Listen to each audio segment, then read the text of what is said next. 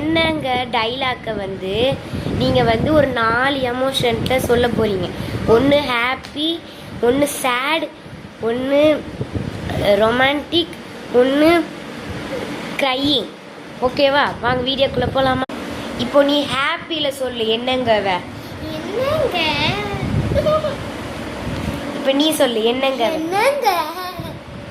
இப்போ சேட்ல சொல்லு. என்னங்க சேடு. இப்போ நீ சொல்லு. இப்போ க்ரையிங். இப்போ நீ பண்ணு. இப்போ ரொமான்டிக். இப்போ நீ பண்ணு.